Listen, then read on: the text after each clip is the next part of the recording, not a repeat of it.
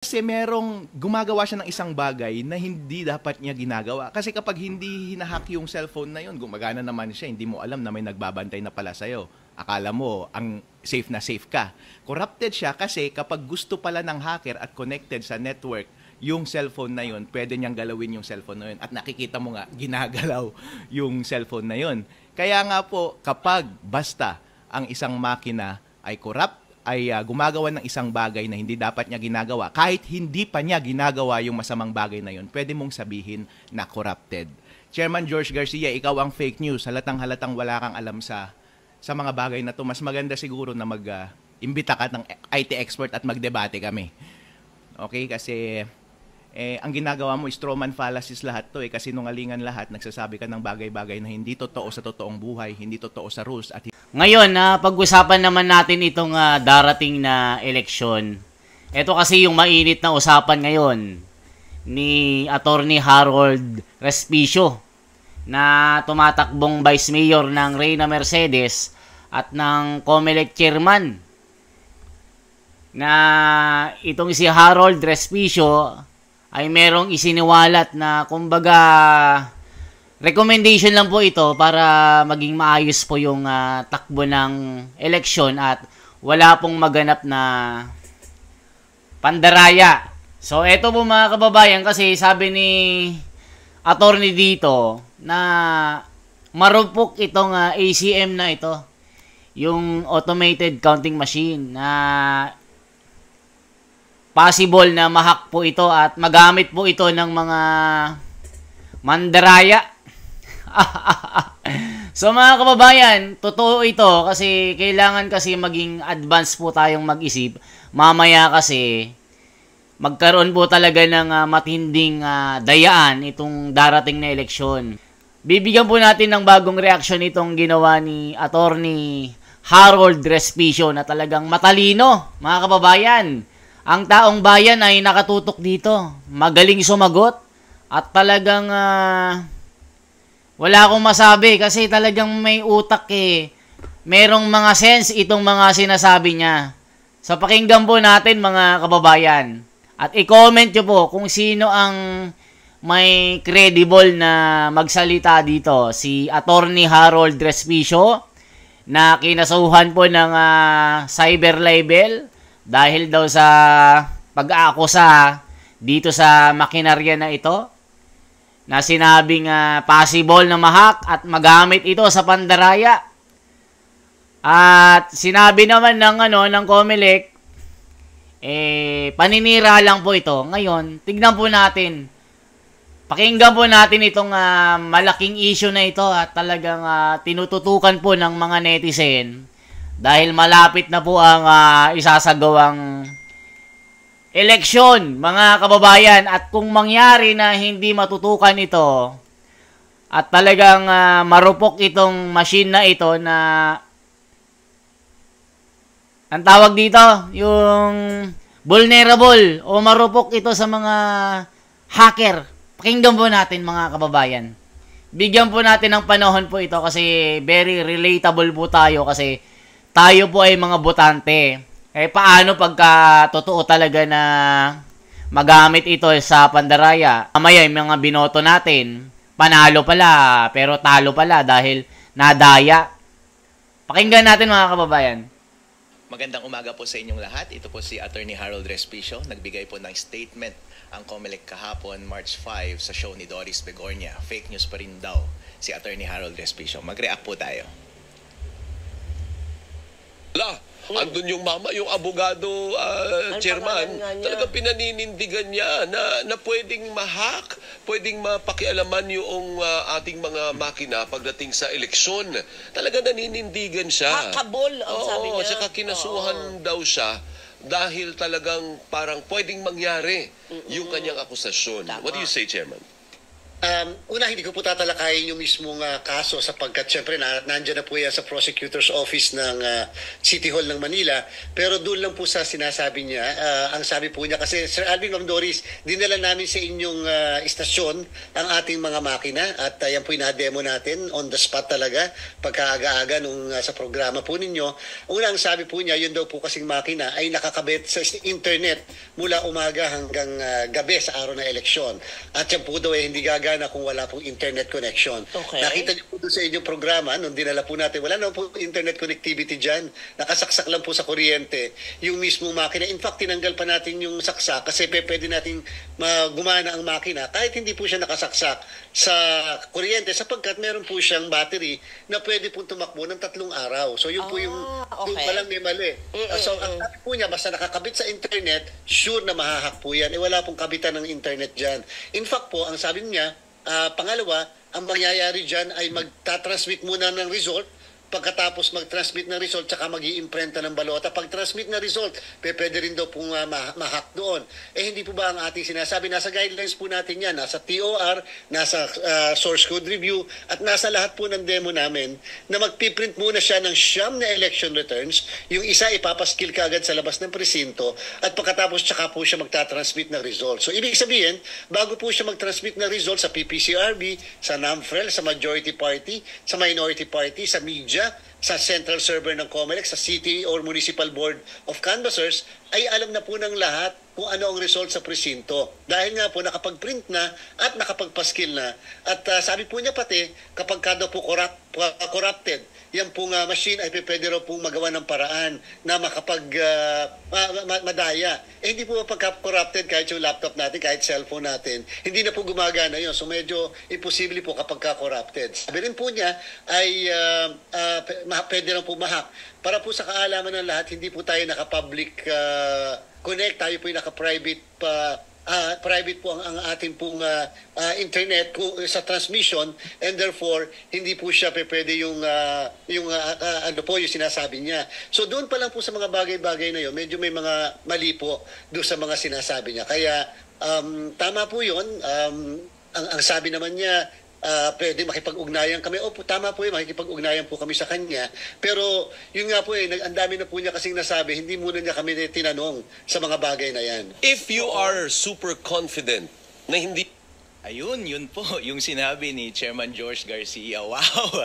Mas magaling mag-fake news si Chairman George Garcia. Ang galing niyang magsabi ng mga bagay-bagay na hindi ko sinabi. Chairman George Garcia, kung merong nag-fake news sa ating dalawa, ikaw yun kasi lahat ng sinabi mo, hindi yun ang sinabi mo. Marami kang sinabing kasinungalingan na hindi totoo base sa rules at base sa totoong mundo. Okay, isa-isahin ko po lahat ng sinabi ninyo ha, Chairman George Garcia. Number 1 na... Mga kababayan, abogado ito at espesyalista sa sa computer. At talagang makikita mo dito kung paano siya sumagot. Magaling mga kababayan. So, ituloy po natin. May sense itong sinasabi May sense itong si Attorney Harold Respicio. Magaling. Tignan po natin yung mga puntos niya, mga kababayan, na talagang may puntos siya. Sinabi ninyo is about sa demo. Sabi ninyo, gumagana yung makina kapag hindi connected sa internet, tulad nga ng demo na ginawa ninyo sa mga host dyan sa show.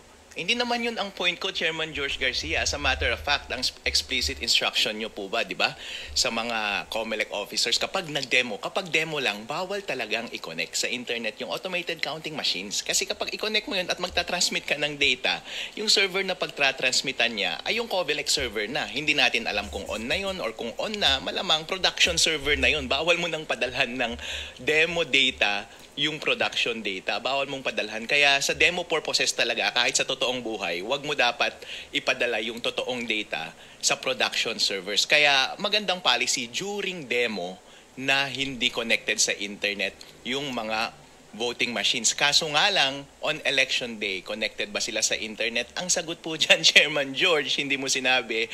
Ang sagot dyan ay totoo. Tanungin mo yung mga tauhan mo sa COMELEC nung last election, connected ba sa internet buong maghapon? Opo. this election, pwede ba natin i-expect na mag-connected siya sa internet during election day? Yes! Kasi nga naman, doon sa reels ninyo, walang explicit na nakalagay doon na sinasabi na i-disconnect mo muna at saka mo lang i-connect kapag magta-transmit na ng data sa mga servers ng COMELEC.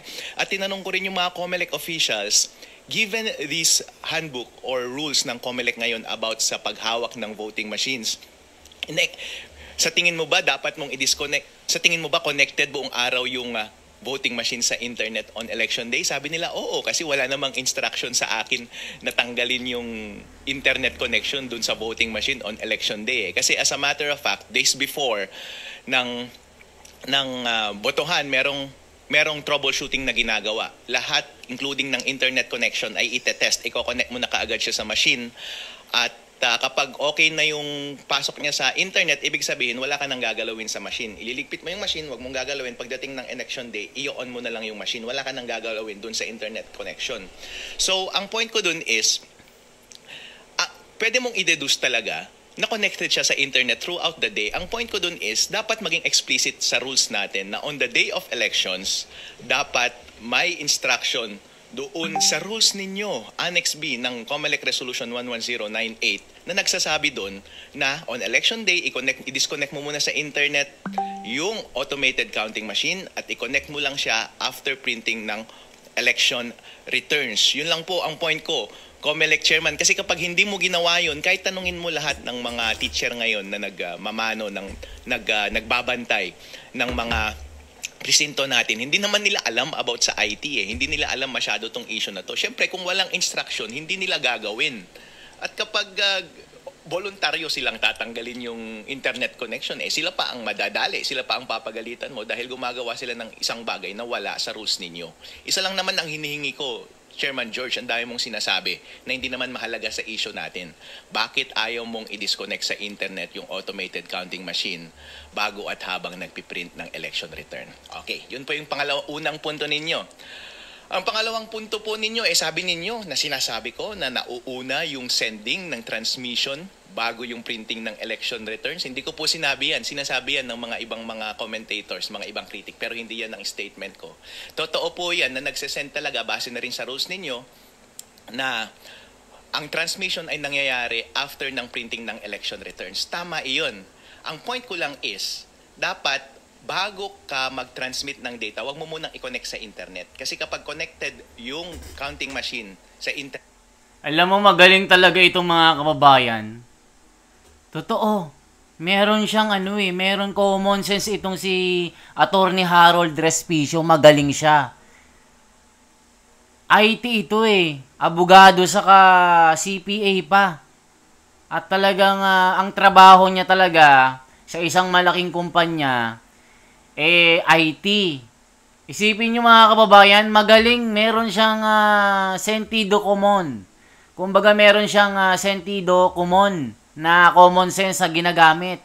Possible talaga na vulnerable ito sa hacker. Magaling siya explain mga kababayan So sino kaya ang dito mananalo sa debate?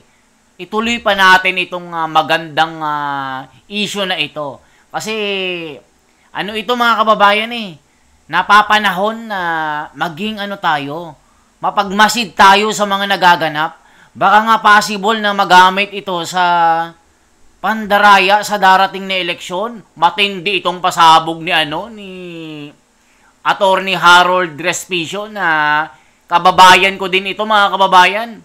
Yung school na pinag-aralan niya sa Reyna Mercedes, alma mater ko din. Grabe, mga kababayan. Talagang what a small world. Attorney Harold Respicio. At corrupted yung source code ng makina na yon, hindi mo naman pala kailangan ng internet kasi hindi ka pa magta-transfer sa COMELEC server di ibig sabihin, binigyan mo lang ng highway yung hacker para ma-access all that time yung makina at baguhin yung score sa loob. Therefore, mababago niya yung final score na nasa election returns. Magaling. Wala tayong kaalam-alam na iba pala yung final score sa totoong score na ibinoto ng taong bayan. Yun Oo lamang nga. po ang point ko, sir. Hindi ko kailanman sinabi na nauuna ang May transmission point. kaysa sa printing. Kaya mahalaga talaga na tama na mauna yung printing, pero dapat yung printing bago at habang nagpiprint, hindi dapat connected sa internet yung automated counting machine para walang tsansa na mabago yung final score na nasa print. Period. Kasi kapag hawak na ng mga watcher yung final score na hindi na bago, malamang yun na rin ang ipapadala ng makina. Pwede mo nang i-connect sa internet yung makina at ipapadala niya na yung same score na yon sa server ng Comelec. Napakalinaw naman po, di ba?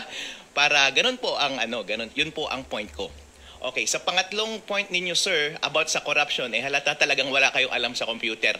Ang sinasabi ninyo, ang lahat ng corrupted na gadget ay hindi gumagana. No, sir. Kasi ang akala mo kasi kapag sinabing corrupted yung laptop or corrupted yung cellphone or corrupted yung USB mo, hindi gumagana, di ba? Yun ang alam natin na corrupted.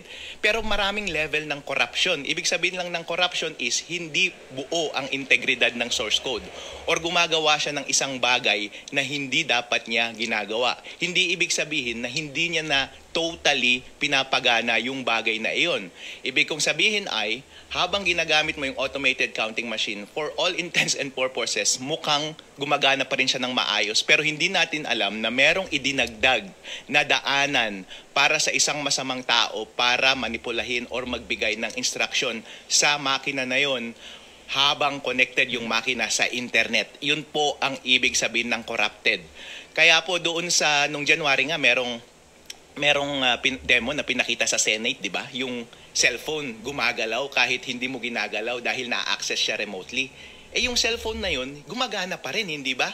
Pero corrupted yung cellphone na yun kasi merong gumagawa siya ng isang bagay na hindi dapat niya ginagawa. Kasi kapag hindi hinahack yung cellphone na yun, gumagana naman siya, hindi mo alam na may nagbabantay na pala sa'yo.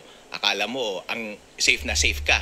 Corrupted siya kasi kapag gusto pala ng hacker at connected sa network, yung cellphone na yun, pwede niyang galawin yung cellphone na yun. At nakikita mo nga, ginagalaw yung cellphone na yun. Kaya nga po, kapag basta ang isang makina ay corrupt, ay gumagawa ng isang bagay na hindi dapat niya ginagawa, kahit hindi pa niya ginagawa yung masamang bagay na yon, pwede mong sabihin na corrupted. Chairman George Garcia, ikaw ang fake news. Halatang wala kang alam sa mga bagay na to. Mas maganda siguro na mag-imbita ka ng IT expert at magdebate kami. Okay? Kasi Ayan mga kababayan, hinahamon po ni Attorney Harold Respicio itong si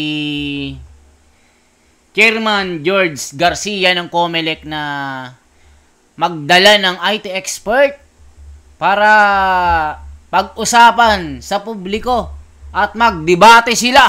Matindi mga kababayan. Sino kaya ang magiging contender dito? Sino kaya ang mas credible dito mga kababayan? Totoo bang talagang marupok itong ACM na ito? Na pwedeng mapasok ng isang magnanakaw ito o isang hacker ng computer at magamit ito sa pandaraya. Matindi mga kababayan. May mga puntos itong si Attorney Respicio kung ating pag-aaralan at masusing isa-isahin ang kanyang mga sinasabi. Common sense talaga na meron talagang possible na mangyayaring dayaan pag hindi ito inayos. Buti sana kung hindi ito marunong sa computer, mga kababayan. At hindi siya IT. At sinabi din niya marunong mag-hack ito. Mga kababayan at mga kapatid, ano ang masasabi nyo? Sino ang kapanipaniwala sa dalawa? At bakit kinasuhan ito si Harold Respicio? At ipapadisbar pa ito, mga kababayan? Tatanggalan daw ito ng lisensya para hindi makapag-practice sa kanyang profesyon bilang abogado at CPA. Matindi mga kababayan itong mga banat ng Comelec. Bakit naman? Nagsasuggest lang naman ito si Attorney Respicio sa kanyang pag-aaral, magbigay ng isang rekomendasyon para mapagtibay at maayos itong serbisyo ng Comelec. Bakit kinasuhan nyo, mama? Bakit kinasuhan nyo po siya? Bakit kailangan nyo pong kasuhan ng cyber libel? Kung wala naman siyang intention na bigyang mali siya ang kredibilidad ng COMELEC. Ano kaya ang magiging kapalaran ni Attorney Harold Respicio na isa lamang itong nagmamalasakit sa taong bayan na ma-avoid o mailayo itong mga ACM machine na ito sa mga crocodile na gagamitin ang mga ito para dayain ang resulta ng eleksyon. Ano kaya sa tingin nyo? Mga mahal kong mga kababayan, gamitin natin ang isipan. Sa tingin nyo, may puntos itong si Attorney Harold Respicio? Tama ba na kinasuhan ng cyber libel itong si Attorney Harold Respicio ng COMELEC na ipapadisbar ito para matanggal ang kanyang lisensya? Grabe, mga kababayan, ang mga usapin. Ano kaya ang mangyayari? Sino kaya sa dalawa ang nagsasabi ng totoo? So i-comment nyo po mga kababayan, at ito lamang ay isang reaksyon, at maging kaisa po tayo sa pagbabago. At kung alam po natin na tama si Attorney Harold Respicio, mag-comment po kayo. At kung sinong pumapanig kay or sa COMELEC, mag-comment din kayo para sa pantay-pantay na reaksyon natin, mga kababayan. Once again, ako po si The Wonders Philippines na nandito para magbigay sa inyo ng isang mahalagang mga impormasyon, lalong-lalo na itong gaganapin na eleksyon, na sana magkaroon ng credible, maayos, at walang pandaraya na mangyayari. Sana hindi magamit itong mga machine na ito para sa mga taong may maitim na balak. Para sana magkaroon ng maayos, mapayapa, at walang mandaraya na mangyayari. Salamat po sa inyo mga kababayan. Mabuhay po.